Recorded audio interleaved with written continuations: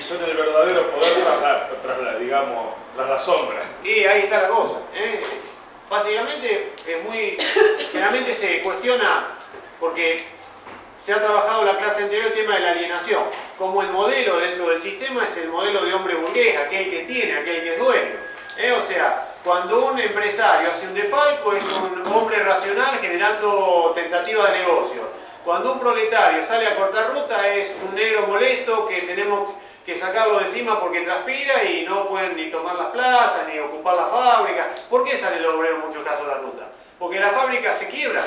O sea, el mecanismo de la quiebra fraudulenta es un proceso sistemático, el cual básicamente se genera vaciamiento, en muchos casos con intenciones de reinvertir dinero o de simplemente de clausurar el pago de indemnizaciones. Entonces, el piquete es una cuestión, es una entidad que surge en Cutralcó, ustedes lo saben esto, derivado de la privatización de YPF. Bueno, ya más dentro de la década del 30 prácticamente, un poquito antes incluso, tenemos aquí tenemos obviamente lo que significa la campaña del Alto Perú de San Martín, ¿no es cierto? Y la épica de este libertador de Sudamérica, que es un proyecto integral de la visión, digamos, lo que significa la Sudamérica unida prácticamente, con un proyecto de liberación. Y ahí se observa a otros patriotas como en su momento Higgins o también el caso de Bolívar, porque lo que el imperialismo hace como técnica de dominación es fragmentar. Por eso la idea del movimiento nacional en diferentes etapas históricas debe complementarse con una unidad territorial. O sea, nosotros estamos acostumbrados, ya hemos sido, digamos, hijos culturales de la racionalización fragmentada del espacio. Pero la idea de la unidad en el tiempo y unidad en el espacio no debe perderse, digamos, como un norte en lo que hace a la orientación de un proceso político. Bueno, aquí aparece un controversial personaje que es Rosas. Rosas, yo lo aclaro esto, ha tenido dos interpretaciones encontradas radicalmente debido a la perspectiva en la cual se ubican, digamos, los revisionistas de derecha y los de izquierda. Básicamente, el revisionismo de izquierda, ¿por qué motivo es polémico Rosas?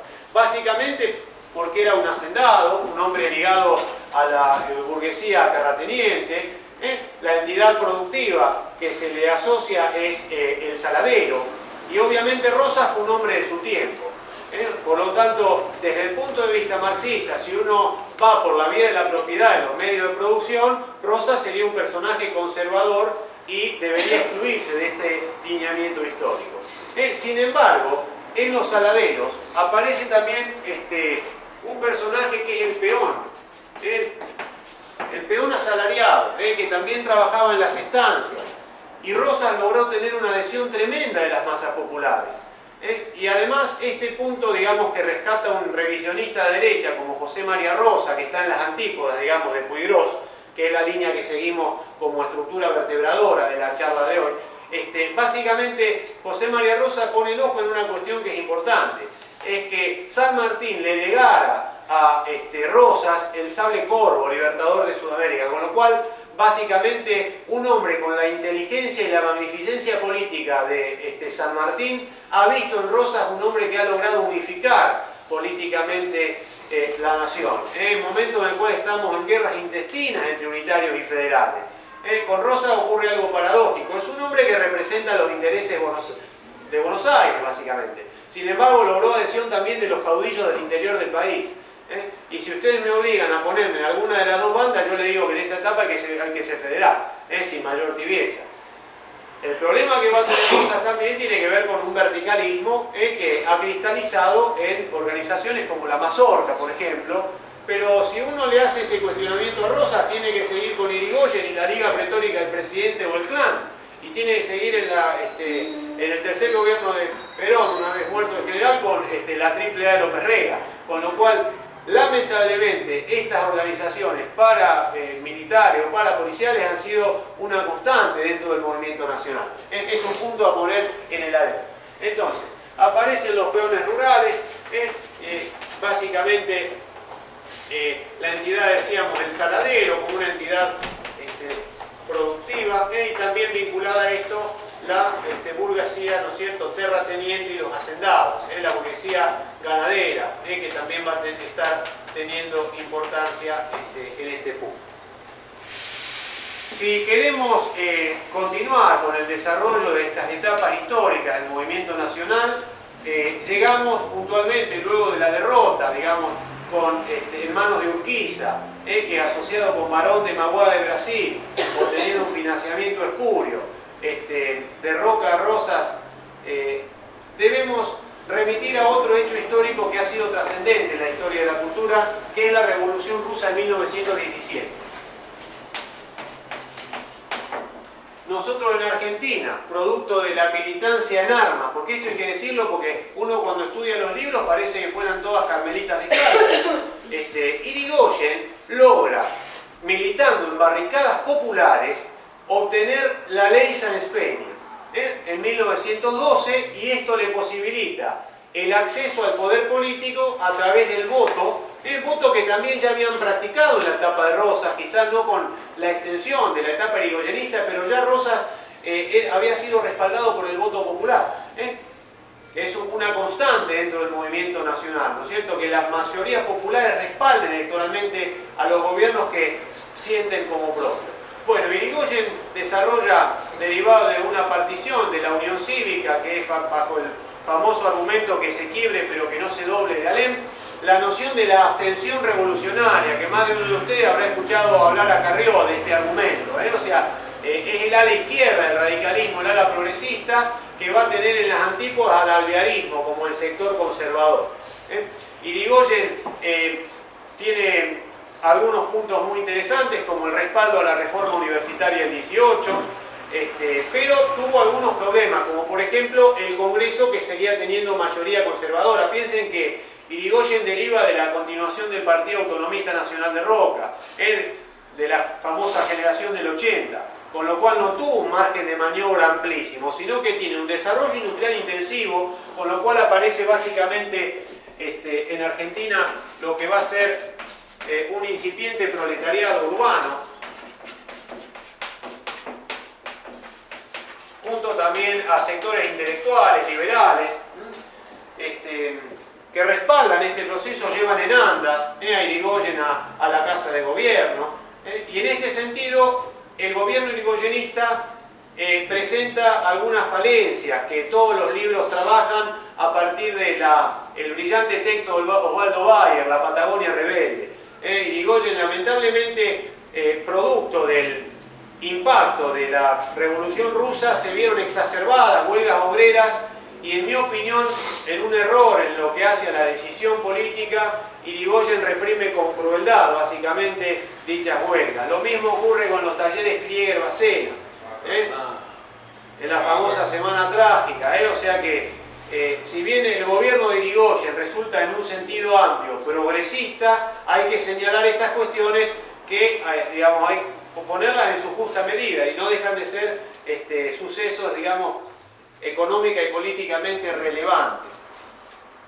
Bueno, entonces tenemos acá la figura de Hipólito Yrigoyen,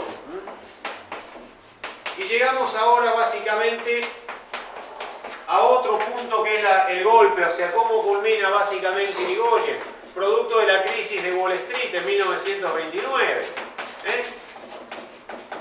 Entonces, el capitalismo hace una crisis tremenda en Wall Street, cuyo coletazo va a ser, junto a otros problemas, básicamente, ¿no es cierto? Como por ejemplo, la intervención de Irigoyen. Perdónenme, disculpen, la street en inglés, creo que es doble. Entonces, ahí que se plantea básicamente. La crisis de Wall Street está marcando el paso de un capitalismo que históricamente había mutado de ser un capitalismo comercial, y que en Inglaterra se transforma en un capitalismo de corte industrialista.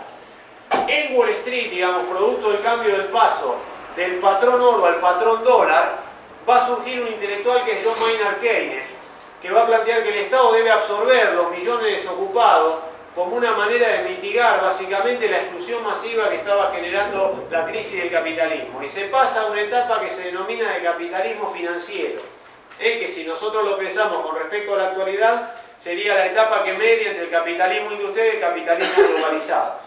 Todo es igualmente capitalista, o sea, cuando uno analiza desde la perspectiva marxista, sigue mostrándose propietarios y no propietarios. pero con un desarrollo impresionante en lo que hace a la fuerza productiva. Bueno, esto implica entonces la caída en 1930 del segundo gobierno de Irigoyen, que había asumido en el 28, y se instaura la continuidad del régimen oligárquico conservador en Argentina, que va a estar representado por la concordancia en la histórica década infame.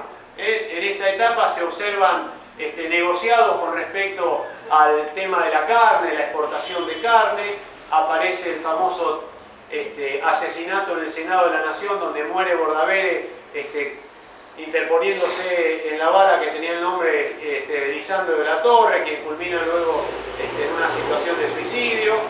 El PDP es un heredero histórico de este proceso, de oponerse a los negocios del régimen, y básicamente un personaje siniestro de la época es el ministro Duau. Tenemos además lo que significa el fraude patriótico, o sea, el birlamiento de los intereses de las mayorías populares, y tenemos además el tratado Roca-Runciman, en una famosa situación de escándalo que lo que intenta hacernos es transformar en una colonia británica por anexión, ya que habíamos quedado excluidos en 1932 del Tratado de Ottawa en Canadá y no teníamos el estatuto de colonia británica. Por ese motivo, los patriotas, entre comillas, oligárquicos nacionales, entregan la república y su interés económico a manos del colonialismo británico. ¿Cómo termina el proceso de la década infame?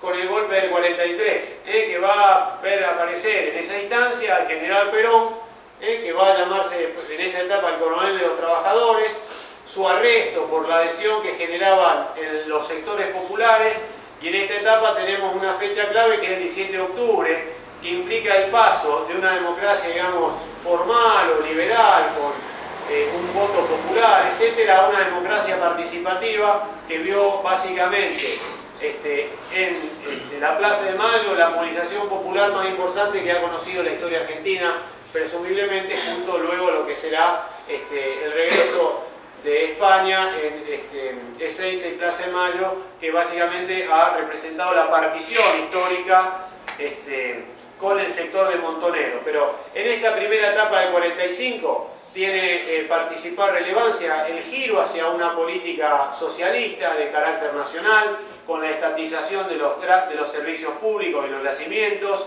Vemos como un punto importante no solamente el protagonismo de los trabajadores, los cabecitas negras, los descamisados, en un proceso de transformación social, sino que vemos que el peronismo va a revolucionar básicamente lo que significa la estructura económica, transfiriendo recursos a partir de una institución que es el IAPI, que derivando de una situación que en 1945 es la situación de posguerra.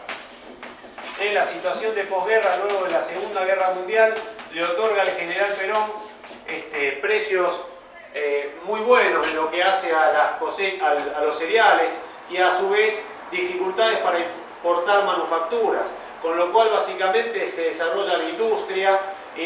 Perón estatiza los ferrocarriles, estatiza el agua, estatiza la luz, estatiza los teléfonos, estatiza los ferrocarriles, que es un punto que realmente es inentendible en la actualidad, como habiendo invertido los millones de dólares que se han invertido para blanquear el vaciamiento de Marsans, de Aerolíneas Argentinas, para que viajen Mirta Legrand y 4 amigas, no se llegue a reestatizar el sistema ferroviario, porque el ferrocarril es el transporte pobre, muchachos. Uno ha viajado hasta Tucumán en tren y familias santiagueñas, chaqueñas, tucumanas, salteñas, viajan a un costo realmente extraordinario en un país que tiene una geografía realmente amplia. Estamos a favor de una aerolínea nacional, pero en la prioridad de recursos uno supone que el ferrocarril es mucho más indispensable que una aerolínea, que no está mal que se haya nacionalizado. Lo que está mal es que se haya blanqueado el pasivo de Marsans y que se haya legitimado la defraudación que ha hecho empresario español con anuencia del Estado español de Zapatero.